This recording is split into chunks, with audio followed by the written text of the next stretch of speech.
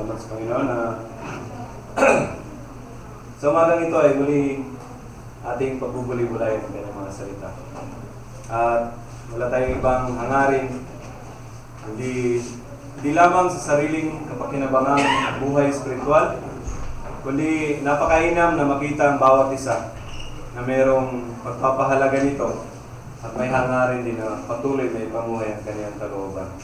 At sa ganitong pag-aaral lamang ating makikita yung ating sarili kung nasaan na tayo sa harapan nating Panginoon. Ang ating pag-aaralan sa umagang ito, kung inyong napapansin, sabi niya dito sa verse 1 na ating nabasa kanina, nang mga araw na yon ay may sakit na ikamamatay si Ezekias. At si Isaias na propeta na anak ni Amos ay naparoon sa kanya. At nagsabi sa kanya, ganito ang sabi ng Panginoon, ayusin mo ang iyong bahay, sapagkat ikaw ay mamamatay at hindi mabubuhay. Mga mahal kong kapatid, kabataan, kabinataan, mga dalaga, mga magulang, sa umagang ito ay ang ating pag-aaralan ay may titulong Getting Ready to Die. At kung ang inyong papansinin din, itong week na darating ay Holy Week na sinasabi nila at pag-aalala sa kamatayan ng ating Panginoon Jesucristo. Itong teksto na ito ay napag-aralan na rin namin sa lugar ng Dubai. At sa muli tayo, ipagpalain tayo ng Diyos. Actually, pag kamatayan na ang pag-uusapan, magtatanong maaari ako kung sinong gustong mamatay sa kalagitnaan natin, maaaring walang magtataas ng kamay. Kamatayan ay parang hindi masyadong napapansin at hindi masyadong binibigyan halaga na pag-aralan, pagbubulay-bulayan. Pero sa umagang ito, paintulutan natin na ang titulong ito, ang kamatayan na ating pag-uusapan, ay maging daan na makita natin na kailangan din pala nating paghandaan ang mga bagay na ito. Darating ang kamatayan sa bawat isa sa atin. Lalahanin natin, sabi ko nga kanina, halos hindi masyadong binibigyang diin ang ganitong aral. Pag-uusapan ay kamatayan na. Alam niyo po, kahit nga sa panahong kasalukuyan, yung death insurance, binibigyan ng magandang tawag, ginagawang life insurance. Noong magkaroon ng pagkamulat, sumasama lagi sa paglilinis ng mga buntod. Alam ko, simenteryo ang tawag. Pero nung ako'y lumaki, meron na silang pagtawag na memorial garden. Ha? Pagkamatayan pinag-uusapan, hanggat maaari, talagang ayaw pag-uusapan ng hayagan, kundi pinapaganda pa. Kaya natin na sa ganong kaisipan ng marami ang ating layunin sa umagang ito, walang iba nga na maihanda natin ang ating sarili sa pagharap sa araw na yun.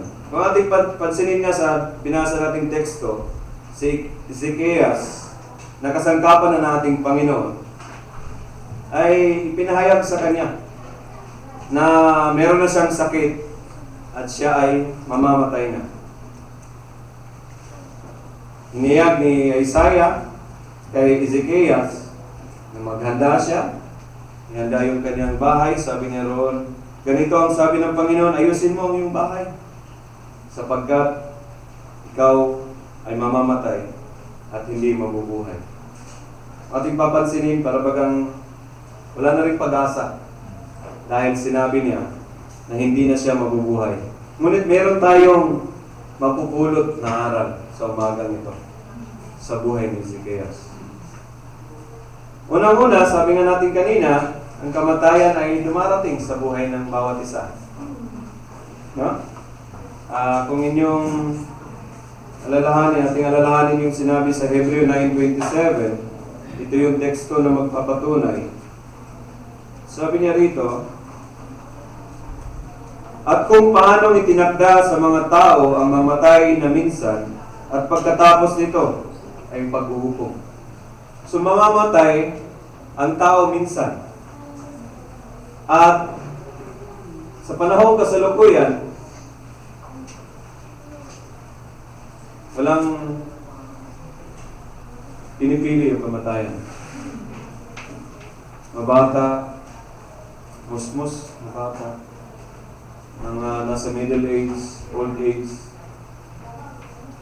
Kaya para sa mga may edad na, parang meron pa rin comfort kahit pa paano. Na hindi lang para edad ang pinag-uusapan pagkamatayan na ating tutukuyin. Dahil kahit sino, regardless ng edad, ay maaaring mangyari sa ating mga bagay nito. Alalahanin natin sa Biblia, kahit nga si Adan, hindi siya ipinanganak. Hindi siya dumaan sa ating proseso kung paano tayo naging tao, pero nakaranas siya ng kamatayan. No? Hindi siya ipinaglihi, pero dumaan siya ng kamatayan. Ang ating nakilalang pinaka matandang tao sa Biblia, 969 years siyang nabuhay. Sa Jerusalem. Maraming nakakalam sa atin. 969 years. Pero namatay din siya. Si Solomon, na pinakamatalinong tao, hindi nagkaroon ng kabuluhan yung kanyang pagkatanyag sa pagkatalino niya. No? Wala siyang nagawa sa kanyang katalinuhan. Humarap siya ng kamatayan. Lalo na si Samson. Ang taong kilala, pinakamalakas na tao. Siya nang may taglay nito. Kahit siguro lahat ng lakas ay mapasa kanya na. Pagtitipon-tipunin ng buong lakas ng buong mundong ito, umarap siya ng kamatayan, mga mahal kong kapatid. At batid natin ang kamatayan, balikan nga natin ang ating istorya ng buhay ng tao. Pumasok ang kamatayan dahil sa kasalanan. Napakaganda ng plano ng Diyos. Maaaring mag-multiply ang tao, hiwalay sa kasalanan. Ngunit, pumasok yung pagpili ni Adan at ni Eva. Kaya dumating tayo sa puntong mamamatay ang tao.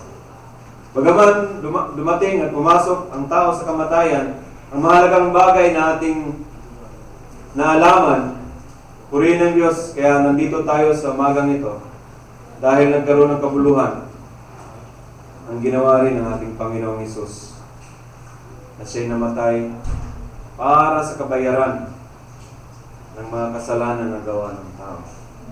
Kaya alam niyo po, napakapalad natin sa umagang ito, na kinatagpo tayo ng Diyos. Maaaring meron tayong mga kanya-kanyang klaseng pamumuhay noon.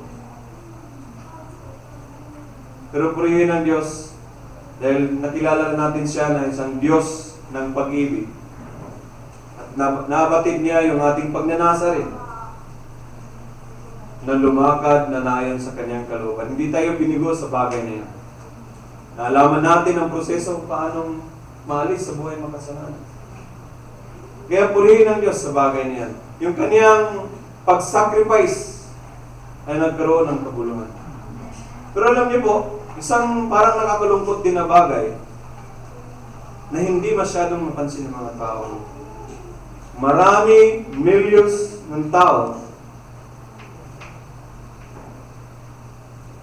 maaring merong nakakapansin, maaring merong nakakaalam sa aral na ito, pero hindi nila totoong napahalagahan.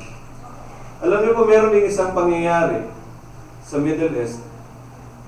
Kung inyo napansin yung isang pilot ng Navy ng Air Force ng Jordan na sinunog sa loob ng cage ng mga ICS na yan. Ewan ko kung marami sa inyo nakaalam. Alam niyo po, naniniwala ako maaaring talagang marami, millions na nakakaalam noon. At na-appreciate ng marami kung ano yung ginawa ng kanilang hari. Meron siyang ginawang effort din na ipaalam sa mga ICS na to na meron silang pagpapahalaga sa buhay ng mga Jordanian. Mismong hari, kanyang dinala ang kanyang fighter plane. Talagang, anong tawag nito? Talagang masasabi nating gumawa siya ng paraan na ipakilala sa mga ICS na to na binabalyo namin ang buhay. Maring hari nito, binabalyo ko ang buhay ng aking kinasasakupan. Kaya ginawa niya yung parte niya. Alam niyo po, ang na-appreciate ko doon nung nakikita ko, nagtitrending sa FB. Meron palang pagkilala ang tao sa mga sakripisyo na ginagawa rin ng haring ito.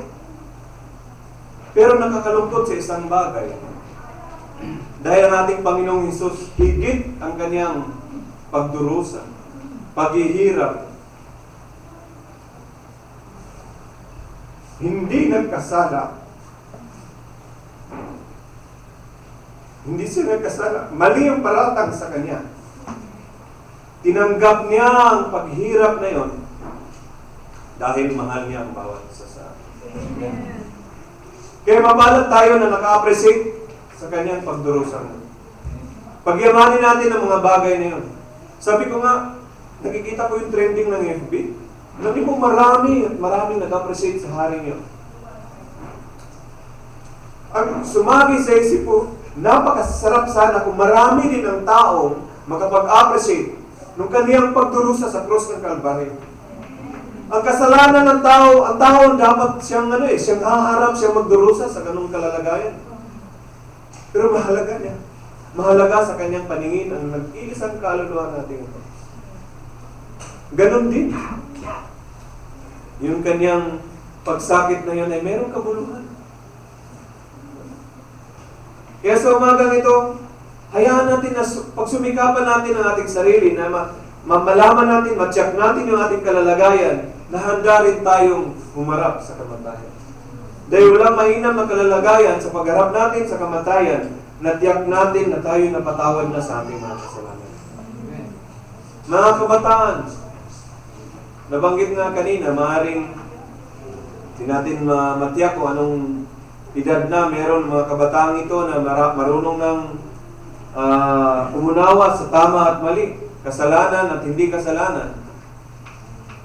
Pagyamanin ninyo na dinala kayo ng inyong mga magulang sa ganitong gawain. Treasure niyo yan. Huwag niyong pagsisisihan. Hindi niyo panghihinayangan. Bagaman maaaring masasabi niyo na pipilitan na lang kayo dahil every Sunday pumupunta si nanay at si tatay sa ganitong gawain. Pero alam ko kung hayaan yung pahalagahan ng mga araw na kayo dinadala sa ganitong gawain sa ating Panginoon, magbubunga yan. Isang araw kayo na rin ang magpapatotoo. Kayo na rin ang magmamahal sa mga kaluluwang naliligaw pa sa harapan ng ating Panginoon. Kaya pagyamanin natin ang mga bagay na ito. Isang paghahanda sa harapan ng ating Panginoon na dumating man ang kamatayan, mapalad tayo na may patotoo. Dumating din naman na tayo naligtas sa buhay makasalanan. No? Kaya, pagyamanin natin ang mga bagay na ito. Kung mayroong mga masasamang pangyayari, maaari sa mga mahal sa buhay natin, wala rin tayong karapatan na isumbat sa Diyos kung bakit nawala o namatay yung ating mga mahal sa buhay o ating mga kakilala, maaaring close natin. Alam niyo po, ang mahalaga lamang na abot na natin kaisipan, dumating man yun, tsakin lang natin sa ating sarili na handa tayo. At hindi yan ipaghahanda ng iyong magulang, hindi yan ipaghahanda ng iyong best friend, hindi yan ipaghahanda ng iyong kung sinong kakilala mo. Hindi yan ipaghahanda ni Sister Rose, hindi yan ipaghahanda ni Brother Ricky. Ipaghahanda mo yan. Ipaghahanda ng individual ang mga bagay na yan. Lamang sa umagang ito, bago tayo itiyakin natin na tayo ay handa na umarap sa kamatayan. Dahil merong kabuluhan yung ating, sabi ko nga, merong kabuluhan yung ating patuloy na pag-aaral ng kanyang mga salita. Yung pagsakit ng ating Panginoong Hesus, hindi lamang nagkaroon ng kabuluhan dahil namatay siya, kundi isang mahalagang bagay, sa pangatlong araw, nabuhay siya. Ibig sabihin, buhay siya na Diyos. Hindi siya yung napako lamang na inukit ng mga tao na hindi na, may mata na hindi nakakita, may paa na hindi nakakalakad, may tainga na hindi nakakarinig. Siya'y buhay na Diyos na ating nakilala sa umagang ito. Amen. Kaya napakapalad nating pagyamanin ang ating karanasan. Sa mga hindi pa nakaranas pag nasain, seryosuhin ang kanilang karanasan sa ating Panginoon. Sabi nga natin kanina, yung ano yun kuya? Poverty na yun? Spiritual poverty, on-off, critical na kalalagayan ng kalalagayan nun. At meron namang pag-asa din sa umagang ito na will make it right sa harapan ng ating Panginoon. Pwede. Walang imposible. Nangyari kay David, nangyari kay Pedro, na sila'y muling ginawang righteous sa mata nating Panginoon. Lamang hindi natin inaaral ang ganong kalalagayan. On-off, no. Hindi aral nating Panginoon yan. Pasalamat lang tayo dahil siya ay Diyos na mahabagin, binibigyan pa rin niya ng pag-asa ang mga tao niya. Pero napakasarap makita ng Diyos na tayo'y nagtatapat, abot ng ating kaalaman at kaisipan, abot ng ating makakaya. Dahil sapat naman ang kanyang biyaya. Kaya magpatuloy tayo sa ganang kalalagayan. Isang bagay din nating masasabi, ang buhay ng tao, masasabi pala natin hindi siya handang mabuhay sa mundong ito kung hindi siya handang mamatay. Kung pagbubuli-bulayan nga natin, hindi pala handa ang tao na mabuhay kung hindi siya handang mamatay. Sa paanong kaparaanan? Tingnan niyo, maraming mga tao na masasabi natin materially ay settled na sila. Pero hindi nila na-appreciate yung buhay. Hindi sila handang mabuhay. Ha? Puno ng alalahanin, puno ng mga kung ano-anong kaisipan na pag-alinlangan. Kaya sa totoo, hindi sila handang mabuhay. Higit sa lahat, hindi sila handang mamatay. Dahil puno sila ng mga misteryosong kalalagayan ng kanilang mga pamumuhay. Sabi nga natin, meron ng mabuting kalalagayan, material. Pero sila namang naririnig natin na nagpatiwakal, nagpakamatay. Anong may dudulot sa mga material na bagay? Mga kapatid? Kaya sa umagang ito, masasabi pala natin talaga na handa ang tao na mabuhay kung handa rin siyang mamatay. Kung ating papansinin dito sa teksto nating binasa, meron palang isang bagay na mahalaga rin. Sabi niya rito doon sa aking nabasa na kanina, ganito ang sabi ng Panginoon, ayusin mo ang iyong bahay. Pag-isip-isip po, ibig sabihin, ayusin niya ang kanyang bahay. Magulo ba yung bahay niya? At sinabihan siya, mamamatay ka na at hindi mabubuhay. Nung pinag-aaralan, ito palang mga binanggit niya na ayusin ang iyong bahay, yung things na nagmatter sa buhay natin ito. Meron tayong mga affairs na kakaharapin. Meron tayong business affairs, meron tayong responsibilidad bilang sa mga magulang na i-supply ang pangangailangan ng ating mga anak, sumuporta sa ating mga mahal sa buhay, mga kakilala, maaari. Yun yung mga business affair natin sa kasalukuyang ito habang nabubuhay tayo. Nais natin na ang ating mga mahal sa buhay, hindi natin iiwan na nasa alanganin o wala sa kalalagayan na settled. Higit sa lahat, nandun yung yung pagtitiyak natin na pag namatay tayo, hindi tayo nag-iwan ng problema sa kanila. Hindi tayo nag-iwan ng malaking utang. Natutuwa nga ako nung pumasok, maaaring few years ago na naririnig, na meron palang St. Peter na pwedeng mag-invest na doon or kumuha na ng item o unit ang tawag doon. Alam niyo po, akala ko, hindi nararapat ang bagay na yun. Alam niyo po, isa sa business affairs ng isang responsableng magulang o tao ay isang bagay yun na sinisikap mo na pagdating sa panahon na ikaw ay lumisan, at least meron kang iniwan na panghanda nila. Para siyang hindi normal na pag-uusapan, pero mayroong magandang impact, di po ba?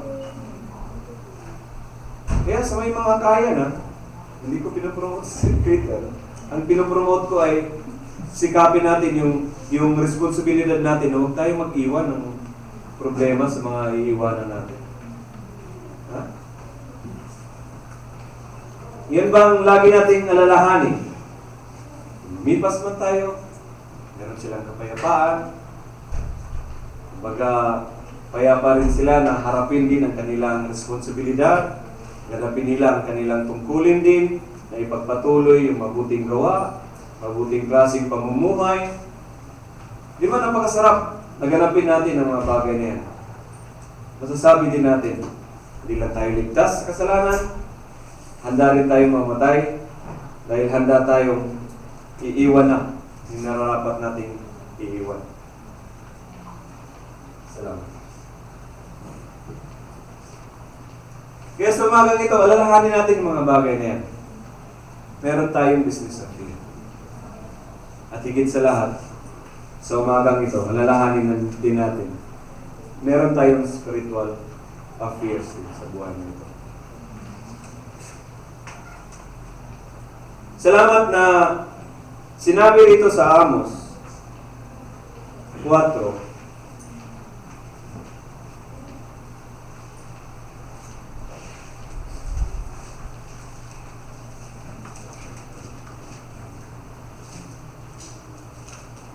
sino mo una?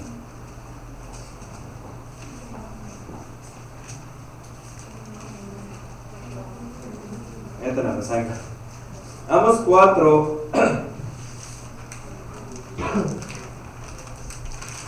verses 1 and 2. Sabi niya rito, dinggin ninyo ang salitang ito, o mga Amos 4. Huh?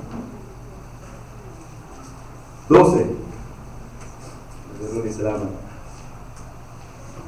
Kaya't ganito ang gagawin ko sa iyo, O Israel, at yamang aking gagawin ito sa iyo, umanda kang salubungin mo ang iyong Diyos, O Israel. Prepare to meet thy God, O Israel.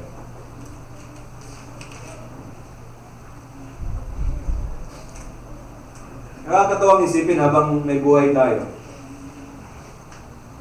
meron pa tayong pag-asang ipaghanda yung ating sarili. Meron pa tayong pag-asang iharap yung ating kalalagayang espiritual na kaya-aya sa kanyang dakilang harapan. Meron pa tayong pwedeng gawin, mga mahal kong kapatid. Batid natin yung ating mga kalalagayan. Batid natin ang katapatan din ng Diyos. Alam natin ang proseso kung paano ipanganak sa kanyang iglesia. Alam natin na sagana ang kanyang biyaya. Kaya meron tayong pag-asa na i-prepare natin ang ating sarili. na walang pag-aalinlangan. Kaya pag pumasok yung mga pag-aalinlangan, mga mahal kong kapatid, tiyakin natin. Hayaan natin na mag-set tayo ng effort na masettle natin yung pag-aalinlangan na yan. Kasi sabi ng salita ng Panginoon, nais niya na yung ating karanasan ay puro. No? Walang pag-aalinlangan. At sabi natin kanina, sapat ang biyaya ng ating Panginoon. Merong tamang aral ang ating Panginoon. Meron tayong Biblia, meron tayong doktrina na basihan ang ating pananampalataya. Kaya alisin natin yung kalalagayan nasa pag-aalinlangan sa ating karanasan sa harapan ng ating Panginoon. Pwede pa natin i-prepare ang ating sarili na wala tayong pag-aalinlangan. Pure yung ating karanasan sa harapan ng ating Panginoon. Kaya sa umagang ito, pagyamanin natin ang aral ng ating Panginoon. Yung ating pananampalataya sa Diyos habang nabubuhay o mamatay man. Meron siyang teksto sa Philippians. Ano po? Meron teksto na yan na makapagtulong sa atin sa Philippians chapter 1 verse 21.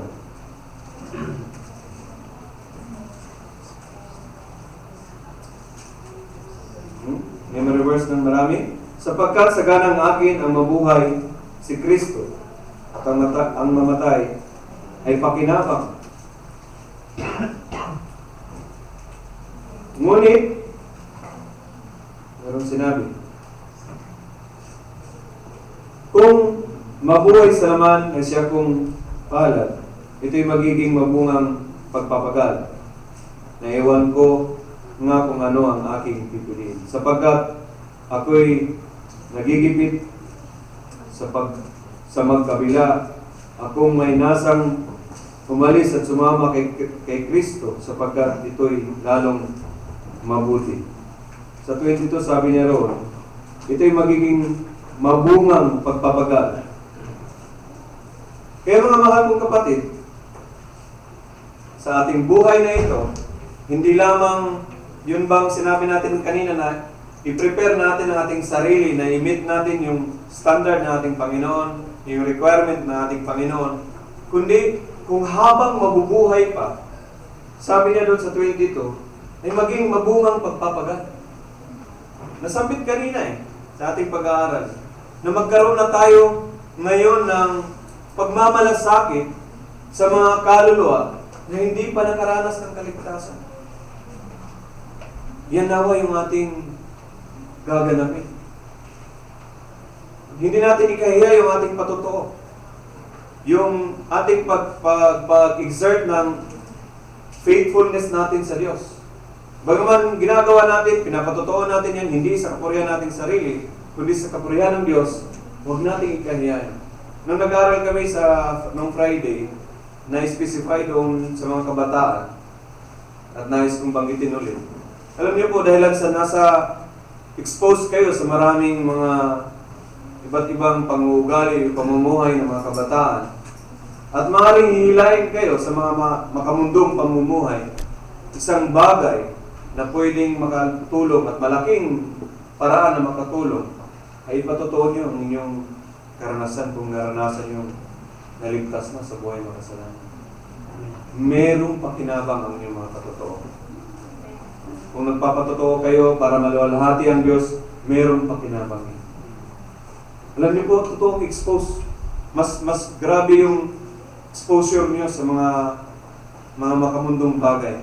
Pero kung pinapahalagahan niyo ang inyong karanasan sa harapan ng ating Panginoon, sapat ang biyaya ng Diyos. Naiingatan din ng Diyos ang inyong pagsusumikap na yun. Na hindi mahaluan ng makamundong pamumuhay ang klase ng pamumuhay na iharap niyo sa ating Panginoon. Merong magagawa ang inyong mga patotoo. Mga kabataan, merong magagawa ang inyong patotoo. Huwag niyong ikahiya. Yun lamang ang pwedeng gawin ng dyablo. Alisin yung kakayahan na magpatotoo, alisin yung tapang na magpatotoo. Yun lang yung kayang gawin ng dyablo. Pero pagsambitin niyo ang nararapat niyong ipatotoo, hindi lamang makapag-akay kayo ng kaluluwa, maging ang inyong sarili ay may handa niyo na kaaya-aya sa harapan ng ating Panginoon. Meron pakinabang. Kaya pagyamanin natin ang mga bagay niya. Sabi nga sa John chapter 10, verse 10,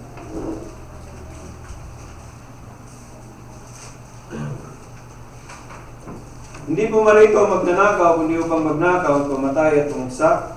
Sabi niya rito, ako'y naparito upang sila'y magkaroon ng buhay at magkaroon ng kasaganaan nito. Kaya sa mga pagsusumikap ng mga kabataan o kahit kami mga magulang, yun yung pangako ng Diyos eh. Nais niyang ipahayag, nais niyang patunayan, nais niyang i-prove sa bawat isa sa atin na hindi mawawala ng kabuluhan yung ating pagsusumikap. Inihanda natin ang ating sarili na handang harapin ang kamatayan. Sabi niya, sagana ang kanyang biyaya. Magkakaroon ng kasaganaan ito. Madalas nga natin naririnig sa pangangaral ng ating mga mahal na kapatid. Walang Kristiyano na nagmamalimos. Masisipag ng Kristiyano. Creative yung mga Kristiyano upang meron silang mapagkakitaan.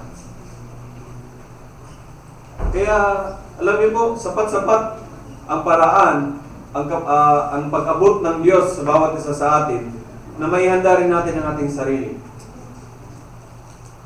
Na handang mamatay. Dahil nabuhay tayo na naayon sa kalooban ng ating Panginoon. Dito sa teksto nating binasa kanina, napakainam na aral na ating mapupulot.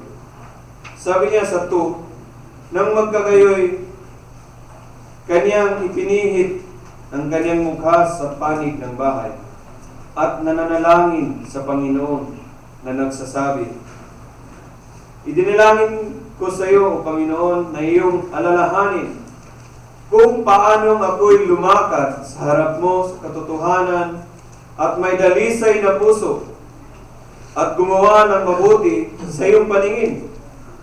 At si Ezekias ay umiyak na nangin. Kung papansinin niyo lang, nung sinabi niya, idinalangin ko sa iyo, O Panginoon, na iyong alalahanin kung paano ako'y lumakad sa harap mo sa katotohanan at may dalisay na puso. Take note, kung hindi natin ipinaghanda ang ating buhay sa harapan ng ating Panginoon ayon sa kanyang standard, pag dumating sa atin ang puntong meron tayong nais na ihiling sa Diyos, na meron urgent na maaaring tugon o merong hindi man urgent, nagnanasa tayong tugunin ng Diyos, paano natin matitiyak? Meron kaya tayong confident na sabihin katulad ni Ezekias, Panginoon, alalahanin mo yung aking paglilingkod. Kung paanong ako'y lumakad sa harap mo sa katotohanan at may dalisay na puso. Kaya yung ating paglagong espiritual, napaka-importante ko ating pinapahalagahan na sa bawat liwanag na ating naalaman, ginagawa natin ang mga bagay na ito. Dahil may mga pagkakataon na gusto nating ipaling ng Diyos ang kanyang paningin, ang kanyang pagtugon, kung meron tayong mataimtim na pananalangin. Kung hindi dalisay ang ating puso, kung wala tayong confident na sasabihin, Panginoon, alalahanin mo naman, nagsusumikap kung gawin ng iyong kalooban. Kung wala tayong kakayahan na sambitin yun, ano may expect natin sa ating mga kahilingan? Kaya nararapat yung ating kalalagayan, yung spiritual, merong paglago ito, meron itong kayang kalalagayan sa harapan ng ating Panginoon. Alam niyo po, sa aming pinagtatrabawan ngayon, ni Paul, at ni Brother Lloyd, ni Brother Paul, meron silang pinapakita sa amin na kailangan magiging mindset namin is from good to great. Mga kapatid, alalahanin nyo yan. Planta ng isang tao yan na maaaring hindi lubos na kilala sa ating Panginoon. Pero meron silang pagsusumikap na ipahayag sa kanilang mga empleyado na nararapat maging mindset, o maging way of life, from good to great. Sa ating kalalagayan spiritual, kumusta? Napahalagahan ba natin yung aral ng ating mga mahal na mga ngaral? Ating pastor, ang ating mga manggagawa? Nabigyan ba ng kabuluhan yung kanilang pagsusumikap? Yung kanilang mga pagluha? From good to great. Good na nandito kayo ngayon. Good na ligtas tayo. Hindi tayo magiging satisfied doon. Napakagandang ugaling iniwan ng ating kapatid na si Pablo. Hindi ko inaring at inabot ko na. Huh? Anong verse yun, mga kapatid? Philippians chapter 2. Napakagandang ugali yun. 3.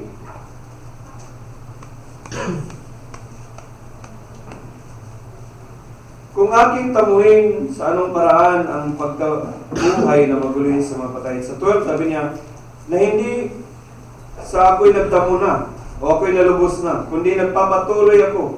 Baka sakaling maabot ko yung ikinaabot naman sa akin ni Kristo. Mga kapatid, hindi ko pa inaring inabot, datapwat isang bagay ang ginagawa ko na nililimot ang mga bagay na nasa likuran at tinutungo ang mga bagay na nasa harapan.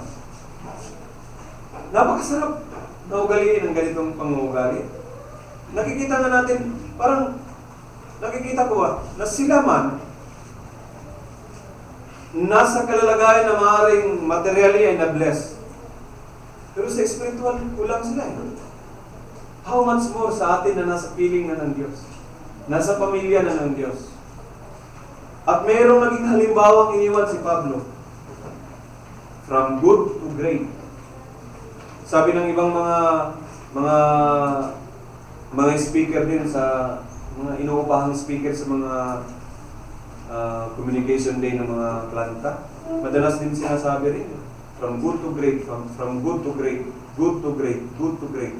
Ibig sabihin, kung naabot na natin ito, good. Hanapin natin ulit ang great sa harapan nating Panginoon. Kasi meron makikita tayong dapat pa nating i-improve. Sabi ng ating kapatid kanina sa Brother Rudy, mga kabataan, may proof nila na sila ay kahit manatili sa kanilang upuan, nanahimik, it's an improvement. Sabi ni Brother Rudy, hamo na yan. Good na nandito sila, great na matahimik sila dahil hindi sila makakaistorbo. Sa mga umaawit, nagsusumikap, gusto nilang abutin na magiging great sa harapan nating Panginoon. Sa mga tumutugtog, although medyo merong parang hindi pa yun bang na-synchronize lahat ang kanilang pagtututok, pero nagsusumikap. Diba? Hindi satisfied na magulo ang pagtugtog. Dati, meron tayo sa bikutan, piano na ginagamit, piano, gitara. Ngayon, meron na tayong mga iba pang instrument na nakakatulong. Dahil nais natin na hindi tayo manatili sa nalaman lang natin, kundi hanapin pa natin. Sabi ni Pablo, nililimot ang mga bagay na nasa likuran at tinutungo ang mga bagay na hinaharap. Ito lang yung paraan na matitiyak natin at walang pagdudula. Sabi natin kanina, alisin natin yung mga pag-alinlangan. Kung ganitong klaseng pangungugali meron tayo sa pamumuhay natin spiritual, lalago at lalago tayo. At makakatulong tayo na magniningning ang iglesia ng Diyos sa lugar na ito. Amen? Hanapin natin ang ganong kalalagayan. Ugaliin natin ang ganitong ugaling iniwan sa atin ng mga naunang kapatid natin. From good to great. Mga mahal kong kapatid, walang ibang mainam na bagay sa harapan ng ating Panginoon. Itong kalalagayan na merong dalisay na puso. Kaya si Ezekias, umiyak siyang mainam. Batid niya yung kanyang pamumuhay. Wala siyang pag-aalinlangan. Nadinggit siya ng ating Panginoon. Hindi siya binigo, mga kapatid. Dalisay na puso ang nais ng Diyos sa bawat isa sa atin. Maligtas ka, salamat sa Panginoon, pero mayroong great na kalalagayan sa harapan ng ating Panginoon. Isang dalisay na. Kung meron pang mga ugat ng kasalanan na alam mo na nandoon ka pa sa kalalagayan niya, mayroong pag-asa, mayroong altar calling mamaya. Lapit natin sa Panginoon ng ating buhay. From good to great. Dalisay, wala kang pag-aalinlangan, Panginoon. Kailangan ko yung tugon ng ating hilingan nito. Wala kang pag-aalinlangan. Dahil alam mo, ipinamumuhay mo ang kalooban ng ating Panginoon. Ayon doon sa kaalaman mo lang. Hindi naman natin dinajudge yung ating sarili din eh. Dahil paminsan gumagawa ang diablo. Mayroon naman tayo talagang pagkakamali. Kahit sa ating kalalagayan, kung sana tayong kalalagayan antas ng spiritual na buhay. Pero huwag nating i-judge yung ating sarili sa mga pagkakamali. Gawa lang ng diablo yan. Pero kung ano yung magsusumikap na alam natin, na nalulugod natin ang Diyos, gawin natin sa pagpatuloy. Amen? Ang Diyos ang malulalahati sa atin. Dahil kung hindi, alam niyo po, sa mga meron ng dalisay na puso, hindi rin tayo dapat kumpiyansa. Ugaliin pa rin natin. Sabi nga, huwag nating akalain na tayo ay nakatayo na, baka mabuhay. Kasi habang nabubuhay din tayo, gumagawa pa rin ang paraan ng diablo na pabalikin ka sa kasalanan. Hindi sa malalaking kasalanan. No? Sa mga maliliit na maaaring hindi mo mamamalayan na dalhin ka sa kasalanan. Maaaring hindi pa kasalanan na yung ginagawa. Meron ganyan. Mga kapatid ko, paminsan sa ating mga pangugali, paminsan sa ating kaisipan, may mga ganun kaparaanan sa maliliit na kaparaanan. Pwede tayong dadalhin na mapapansin na lang natin, nakagawa na pala tayo ng kasalanan. Kaya huwag tayong komplesan. Huwag tayong magpapahingalay sa Sion. Sinabi ng sa kapanahonan ni Moises, nagpapahingalay sa Sion. Anong nangyari sa kanila? Iilan lamang yung nakaabot doon sa lupang pangako. Kaya, gwadyahan din natin yung ating kalalagayan. Batid mo yan, batid ko ang ating karanasan, pero kailangan nating patuloy gwadyahan yung ating kalalagayan. Dahil maaaring sa maliliit na bagay, mga mahal kong kapatid, wala siyang ibang gagawin. Iba't ibang kongregasyon, iba't ibang gawain ng ating Panginoon. Kung sino rin yung mga tapat na doon, mayroon pa rin effort ang diablo. Naguluhin, gagawa siya ng mga kaparaanan na yung closeness ay mawala. Gwardiyahan natin yan. Sama-sama natin ingatan na ang pag-ibig ng Diyos siyang patuloy magbubuklod sa atin. Dahil mayroon pa rin, maaaring pwede pang makagawa, maisahan tayo ng karaman. Kaya sapat ang biyaya ng ating Panginoon sa umagang ito, patuloy nating pagnasaan yung kalalagayan na yan. Dahil napakasarap ang naging kalalagayan ni Ezekias. Pagkatapos niyang umiyak na mainam, hindi siya binigo ng ating Panginoon. Inutusan ng ating Panginoon si Ezekias ulit. Sabi niya sa 4, at nangyari bago si Isaias ay lumabas sa pinakalooban ng bayan, na ang salita ng Panginoon ay dumating sa kanya na nagsasabi, bumalik ka ulit at sabihin mo kay Ezekias na Pangulo ng aking bayan, ganito ang sinabi ng Panginoon ng Diyos ni David na iyong magulang, aking narinig ang iyong panalangin. Aking nakita ang iyong mga luha. Narito aking papagalingin ka sa 3 araw ay sasampa ka sa bahay ng Panginoon. Kaya, mayroong assurance ng ating kalalagayan ito na hindi tayo malalagay sa alanganin kung meron tayong kahilingan. Tiyak din bibigyan ng ating Panginoon. May assurance sa piling ng ating Panginoon. Hindi tayo niya bibiguin, lalong higit kung ito ay ikabubuti natin, never niyan biguin ang mga bagay na ating hiling. mga kabataan, narinig ko yan nga kanina, si Joyce,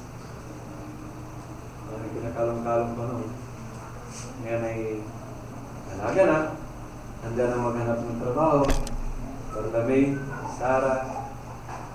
Sarah, marami pang mga maliliit noon na talagang masasabi nating napakabilis ng panahon. Sila ay harap na rin yung mga responsibilidad na dapat din nilang isuko sa ating Panginoon ng Diyos ang kanilang masunod. Kabataan, marami nang nagbibilang. Tsakin nyo ang inyong kalalagayan sa harapan ng ating Panginoon. Hindi pagkakait ng Diyos ang inyong mga hangarin. Kami naniniwala na hindi rin hangad na mapariwara ang inyong mga buhay.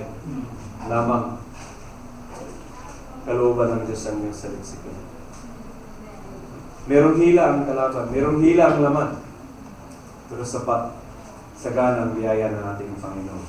Kaya alalahanin natin na kailangan nating handang mamuhay sa panahong kasalukuyan dahil ito lamang ang kalalagayan na masasabi na din natin na tayo ay handa rin mamamatay na. No? Meron tayong kakayahan, meron tayong kapayapaan na sabihin sa ating sarili, Panginoon, salamat sa inyong biyaya. Baka pamumuhay ako na ayon sa iyong kalooban, handa rin akong mamatay kung iyong luluhubin.